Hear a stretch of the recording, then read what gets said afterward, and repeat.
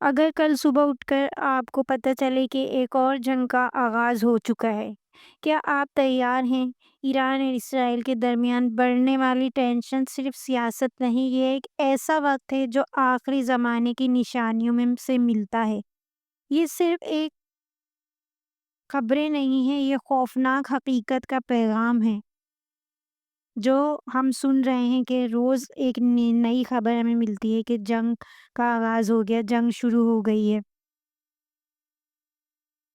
دوستو، دنیا ایک ایسے موڑ پر آ گئی ہے جہاں ہر روز نیا فتنہ سامنے آ رہا ہے۔ آج ہم بات کریں گے ایک ایسے موضوع پر جو ہر دل اور ذہن کو بے چین کر رہا ہے، ایران اور اسرائیل کے درمیان جنگ۔ لیکن اس ویڈیو کا مقصد صرف اور صرف یہ ہے کہ دین کی روشنی میں ہم اس بات کو سمجھیں۔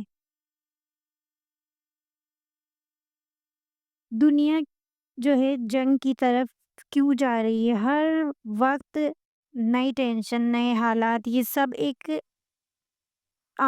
وقت کی نشانیاں ہیں۔ حضور کریم صلی اللہ علیہ وسلم نے ارشاد فرمایا، قیامت سے پہلے بہت سی جھوٹی جنگیں اور فتنوں کا زمانہ آئے گا،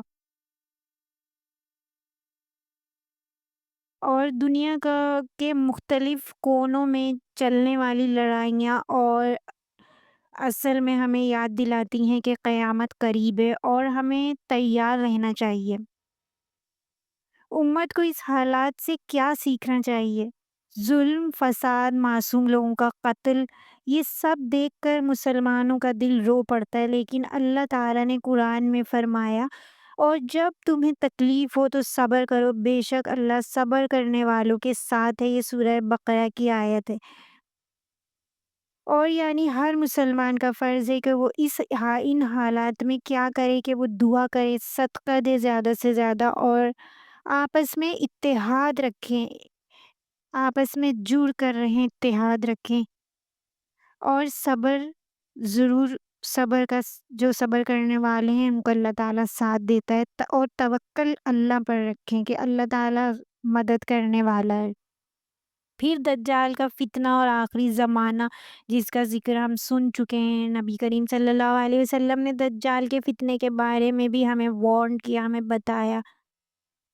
دجال کے فتنے کے بارے میں ہم سب ہی جانتے ہیں، ہر طرف فساد، ہر طرف جنگ اور گمراہی۔ یہ زمانہ بھی ایک نہ ایک دن آئے گا، دجال کے فتنے کا زمانہ۔ کیا یہ سب اسی تیاری کا حصہ ہے؟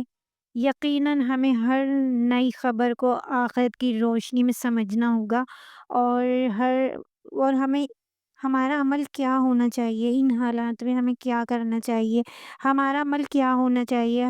ہمیں ہر نماز وقت پر پڑھنی چاہیے، قرآن کو سمجھنا چاہیے، اس کو روز پڑھنا چاہیے، اور اس پر عمل کرنا چاہیے، دنیا کے حالات پر غور کرنا چاہیے، غصہ نہیں دعا کرنی چاہیے، اور روزانہ یہ دعا ضرور پڑھنی چاہیے، حسبنا اللہ و نعم الوکیل، ہمیں اللہ ہی کافی ہے اور وہ بہترین کارساز ہے۔ اگر آپ اس وقت گھبرا رہے ہیں، پریشان ہیں، تو یاد رکھیں اللہ سب کچھ دیکھ رہا ہے، ہر ظلم کا جواب ملے گا، لیکن ہمیں چاہیے کہ ہم اپنا رب سے رشتہ مضبوط رکھیں، رب سے کنیکٹ رہیں۔